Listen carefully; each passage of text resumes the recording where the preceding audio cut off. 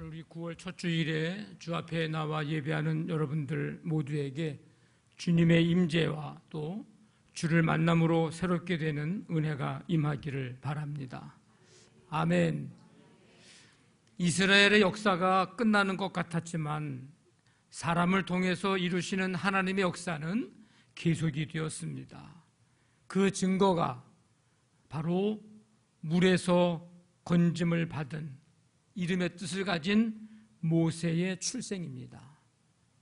이 모세가 이제 장성을 했을 때 한 광경을 이제 목격하게 되는데, 애굽 사람이 히브리 사람을, 이스라엘 사람을 치는 장면을 이제 보게 됩니다.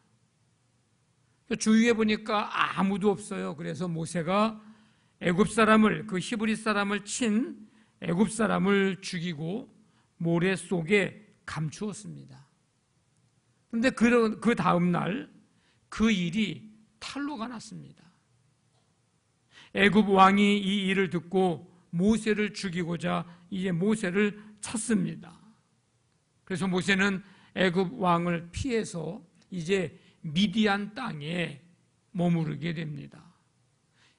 이 미디안 땅에서 십보라라고 하는 아내를 이제 얻게 되고, 거기서 아들을 낳았는데 이름을 게르솜이라 그렇게 불렀습니다. 내가 이방인의 객이 되었다라고 하는 뜻을 가진 그 이름입니다. 이제 세월이 흘러서 40년이 지납니다.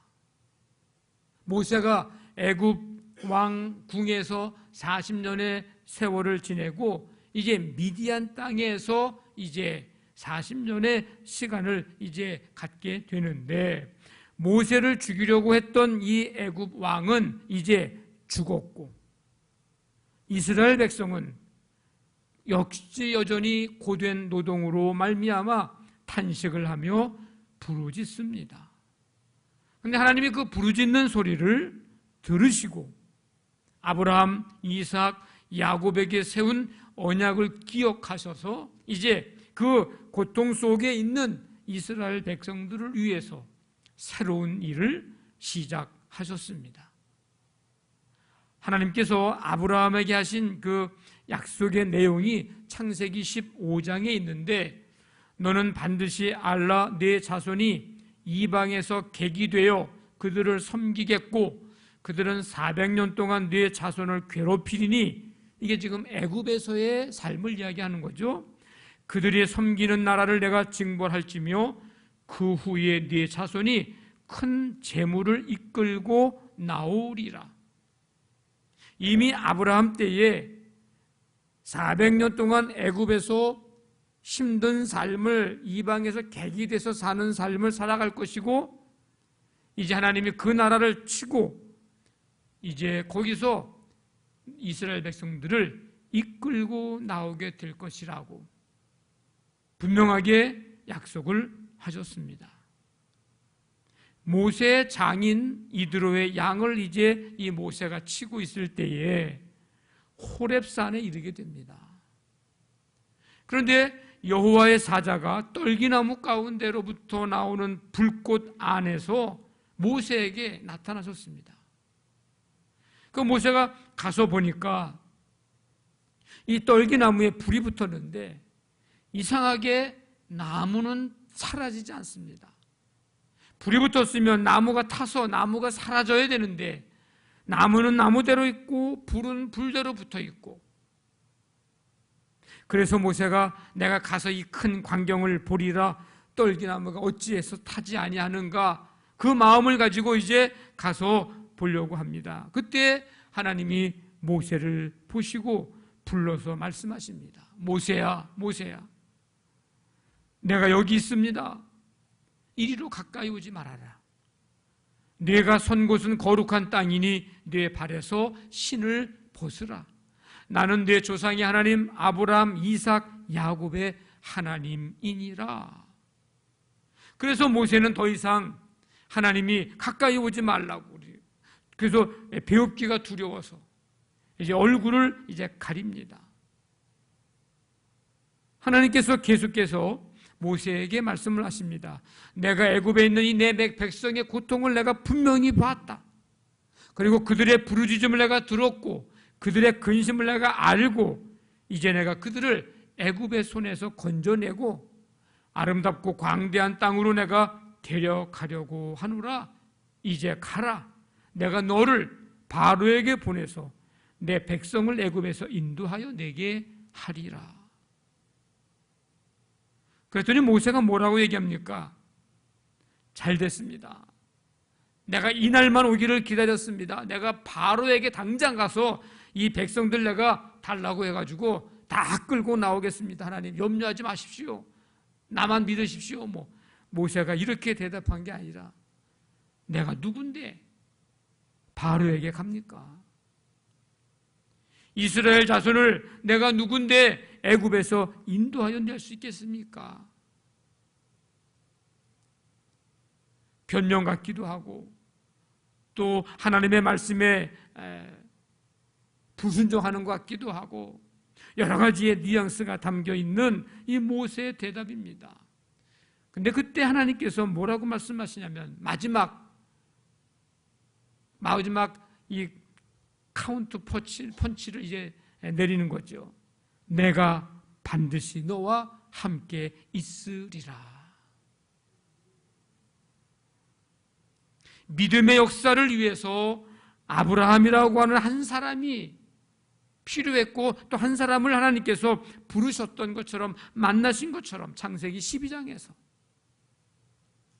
하나님은 출애굽의 역사를 시작하기 위해서 모세라는 한 사람을 부르셨습니다.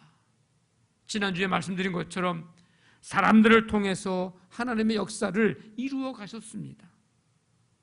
이 하나님의 부르심은 언제나 일방적이거나 천편일률적이지 않았습니다.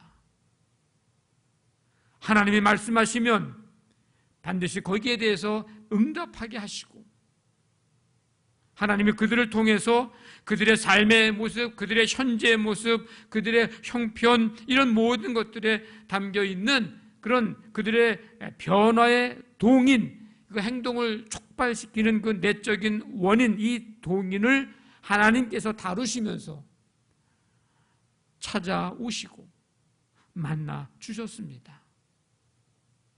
그래서 하나님의 부르심을 받는 그런 사람들, 그런 백성들은 그 하나님의 부르심 안에서 그들의 모든 순간순간의 것들이 다 의미 있는 것들입니다.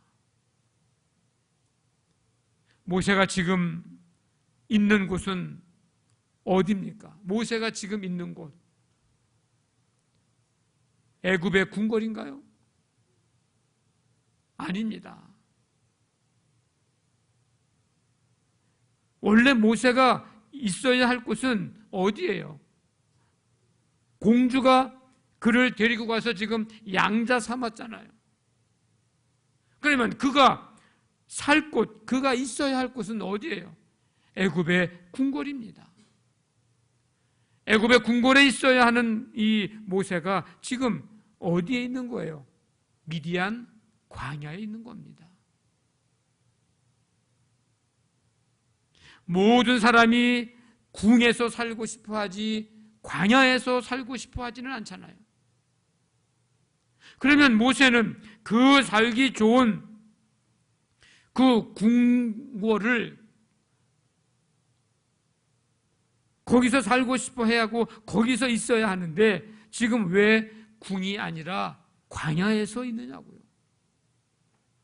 표면적으로 보면 애굽 사람을 죽여서 도망쳐 왔기 때문이죠. 겉으로 나타난 그 모습은 애굽의 이제 왕궁의 2인자로서 돈과 명예와 권력과 없는 것이 없었던 삶인데 40년을 거기서 지냈는데 살인자가 돼서 도망쳐 온 곳 미디안 광야, 아무것도 없는 광야에서 생전해보지 않던 일들을 지금 모세는 하면서 세월을 보내고 있습니다.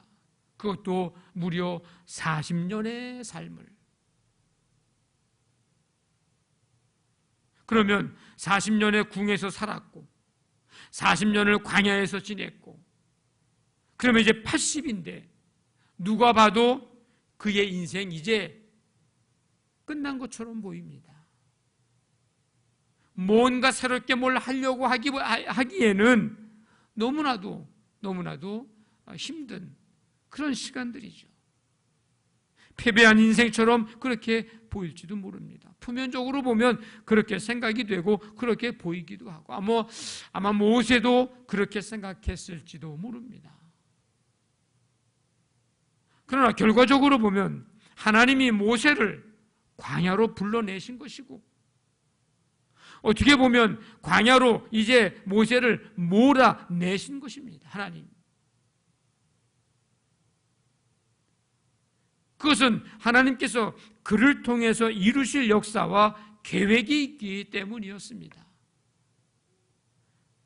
그렇지 않았으면 이미 태어날 때 남자다 죽여라 했을 때 이미 모세는 거기서 죽었어야 하는 거죠.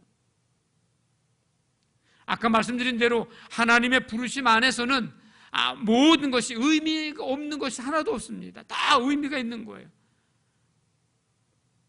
그러니까 남자를 죽이라는 얘기, 갈대 상자에서 나일강에 띄운 얘기, 어머니가 유모로 들어간 이야기, 지금 애굽 사람을 죽이고 미디안 광야로 도망쳐온 이야기, 이런 모든 과정이 하나도 의미 없는 일은 하나도 없어요. 다 의미 있는 일들입니다.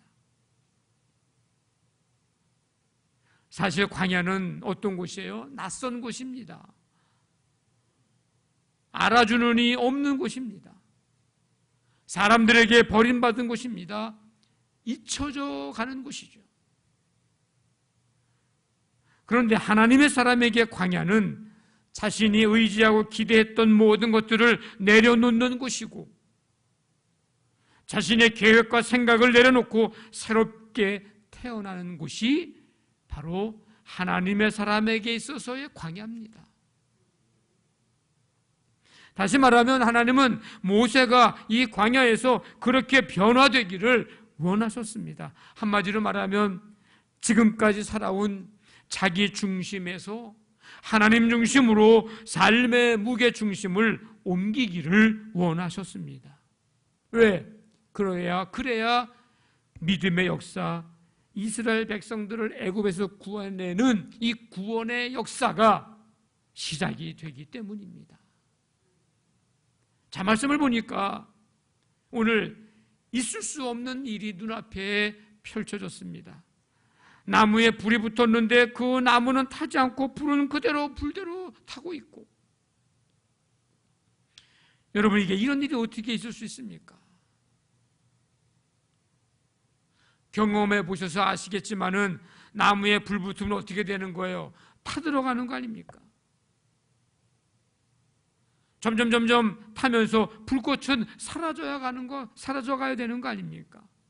근데 나무는 나무대로 사라지지 않고 불은 불대로 사라지지 않고,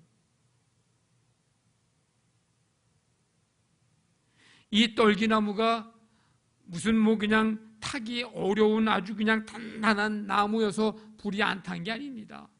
이 떨기나무는 가시덤불처럼 이렇게 덤불이 많은 거라서 일부러 이렇게 불을 붙이지 않아도 그 뜨거운 나라에서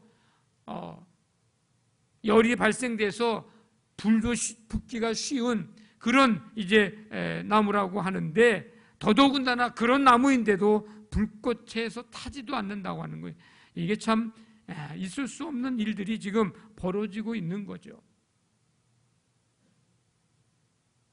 이 떨기나무는 고난 가운데 있는 이스라엘 민족을 가리키는 것인데, 여기에 여호와의 사자가 임한 것은 하나님이 자기 백성들의 고통을 들으시고 구원하시겠다고 하는 하나님의 계시로 이해할 수가 있습니다. 그리고 이 떨기나무는 모세의 소명과 관련해서 의미를 찾아볼 수 있는데, 지금 모세는 더 이상 애굽의 왕자가 아닙니다. 그가 살아가는 이 광야의 환경도 좋지 않습니다. 그저 그냥 미디안 광야에서 장인의 양을 치고 있는 그런 나이 많은 목자에 불과한 사람입니다. 마치 떨기나무와 같은 그런 비천한 모습, 비천한 존재, 그 모세에게 하나님께서 나타나심으로 인해서 하나님께서 함께 하시면 쓰임받는 존재가 된다는 사실을 이 떨기나무를 통해서 지금 나타내주고 보여주고 계신 것입니다. 그래서 모세는 자세히 더 살펴보기를 원했어요. 하나님은 단순한 호기심이 아니라 삶의 중심을 바꾸어 놓는 마음, 그 자세를 가지고 나아올 것을 명령하십니다. 그래서 뭐라고 얘기하십니까? 네가 선 곳은 거룩한 땅이니 네 발에서 신을 벗으라. 이 나무가 왜 타지 않지? 이 왜 불이 왜 사라지지 않지? 호기심 가지고 나오지 말고 삶의 중심을 바꾸라는 거예요. 그래서 지금 있는 네가 서 있는 그곳에서 너는 네 발에서 신을 벗으라고 말씀을 하셨습니다. BC 1900년경에 그려진 것으로 보이는 벽화를 보면 유목민들의 모습이 나오는데, 남자들은 구두 밑창을 가죽끈으로 꼬아서 발목에 동여맨 샌들을 신었고, 여자들은 가죽 신에 하얀 띠를 둘러서 발목까지 오도록 한 부츠를 신고 있었습니다. 애굽에서는 서민이나 하층민들, 노예들, 종들은요 거의 맨발로 다녔다고 합니다. 그러니까 하나님은 모세에게 신을 벗으라고 명령하심으로 인해서 하나님의 역사를 이루는 일에 쓰임받게 될 너는 하나님의 종 됨을 오늘 선언하신 것입니다.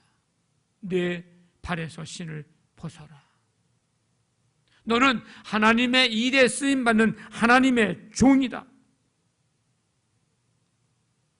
다시 말하면 너의 삶의 무게 중심을 이제 자신에게서, 너에게서 하나님께로 옮기라는 것입니다. 이 삶의 무게 중심을 자기에서, 나에게서 하나님께로 옮기는 것, 이거는 하나님께로부터 보냄받은 자라는 정체성을 가지라는 것입니다. 여러분, 보냄받은 자는 자기가 하고 싶은 일을 하거나 자기가 할 수 있는 일을 하는 사람이 아닙니다. 오히려 자신을 보내시고 또한 하라고 맡겨주신 그분의 일을 하는 사람이 보냄을 받은 사람입니다. 당시에 신을 벗는다고 하는 것은 아무런 권리도 없는 노예처럼, 종처럼 자신의 권리를 포기한다는 의미입니다. 그러니까 내 발에서 신을 벗으라고 하는 말은 너는 앞으로 내가 이룰, 이 하나님의 역사를 이룰 하나님의 종이니 삶의 시선을 이제는 너에게서, 너를 보내신 나에게, 하나님께 두라는 것이고, 삶의 포커스를 너를 보낸 나 하나님께 맞추는 삶을 살라고 하는 말씀, 명령이기도 합니다. 모세가 앞으로 하나님의 종으로서 감당해야 할 일은 백성들을 이제 애굽의 손에서 건져내서 약속하신 아름답고 광대한 땅, 젖과 꿀이 흐르는 땅 가나안으로 인도하는 일입니다. 여러분, 이 엄청난 일을 모세가 어떻게 할 수 있겠습니까? 불가능한 일입니다. 막강한 힘, 막강한 권력을 가진 애굽 왕 앞에 서는 일도 쉬운 일 아니고, 그 왕 앞에 가서 이 백성들을 내보내 달라고 말하는 것도, 이것도 쉬운 일이 아닙니다. 그래서 모세는 변명 같지 않은 변명을 하는 거죠. 내가 누구이기에 바로에게 가고 이스라엘 이 자손을 애굽에서 인도하여 내리기까? 40년 전에 어땠습니까? 모세 젊은 날 자신감에 넘쳐가지고 무모하게 시도한 일로 큰 어려움을 겪고 지금 미디안 광야로 도망온 거 아닙니까? 근데 지금은 뭐라고 그러는 거예요? 내가 누구이기에?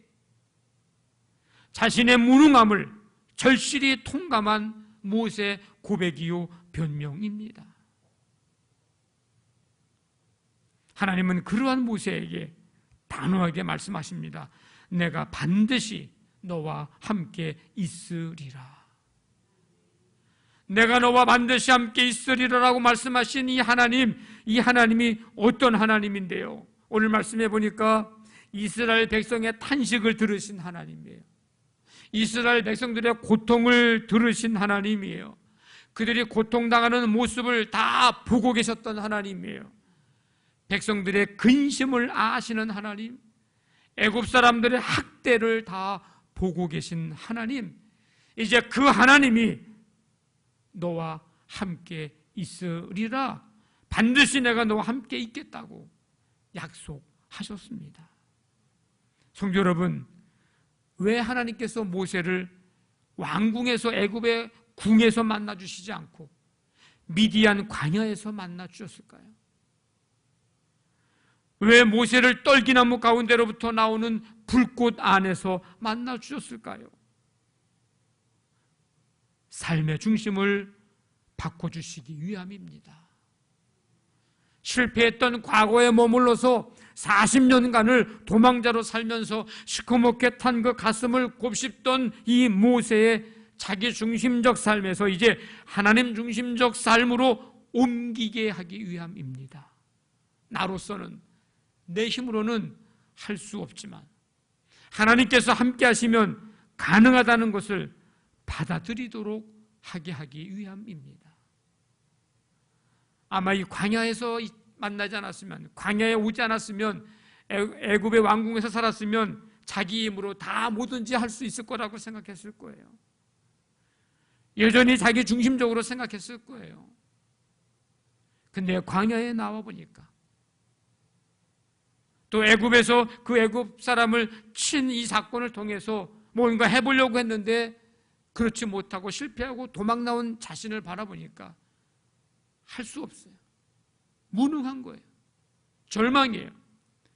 그런데 오늘 하나님이 반드시 내가 너와 함께 있으리라.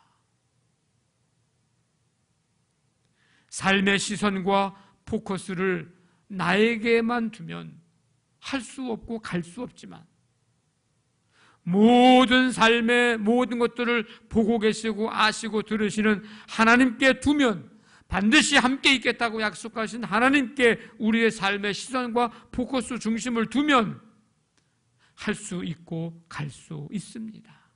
모세도 할 수 있고 모세도 갈 수 있습니다. 여러분, 우리도 신을 벗어야 합니다. 우리의 삶의 시선을 나를 보내신 하나님께 두고 우리의 삶의 중심을 나를 보내신 하나님께 맞추는 삶, 신을 벗는 삶입니다. 그 하나님은 우리와 반드시 함께 하십니다. 여러분들이 광야 같은 이 세상을 살아간다 할지라도, 탄식하며 고통과 아픔의 순간이 온다 할지라도 그 소리, 그 모습을 아시고 들으시고 보시는 하나님이 우리와 함께 하십니다. 그 하나님께로부터 우리가 보냄을 받은 사람들, 하나님은 보내신 다음에 보내기만 하시는 분이 아니라 반드시 보내시고 나서 그들과 함께 하시는 하나님이십니다. 그러면 우리는 이 세상에서 믿음 끝까지 지킬 수 있고요, 우리가 죄악도 사단의 세력도 유혹도 우리와 함께 하시는 하나님으로 말미암아 이길 수 있고요, 그 능력 힘입어서 한 영혼 한 사람을 우리는 구원할 수 있습니다. 9월을 시작하는 첫 주일입니다. 9월이 여러분들에게 축복의 달이 되기를 원합니다. 그것은 내가 성공하고 내가 복을 받고 내 소원이 이루어지고 내가 편안해지고 행복해지고 부자가 되는 것을 말하는 게 아닙니다. 삶의 무게 중심이 이거는 다 내게 맞춰져 있는 삶이에요. 축복의 삶이라고 하는 것은 삶의 중심을 나에게 맞춰 사는 삶이 아니라 하나님 중심으로 삶의 무게 중심을 옮기는 삶입니다. 그렇다면 이 9월의 삶이 축복의 삶이 되기 위해서는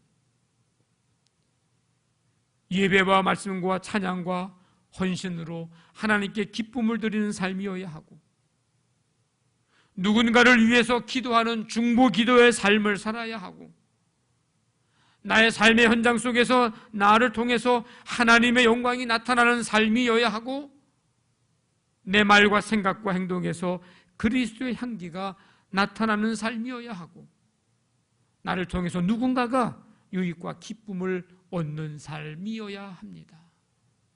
그 삶이 복된 삶입니다. 저와 여러분들의 삶의 무게 중심이 이제 나 중심에서 하나님께로 옮겨지는 이 놀라운 은혜의 역사가 여러분 가운데 임하기를 주님의 이름으로 간절히 축원합니다. 아멘.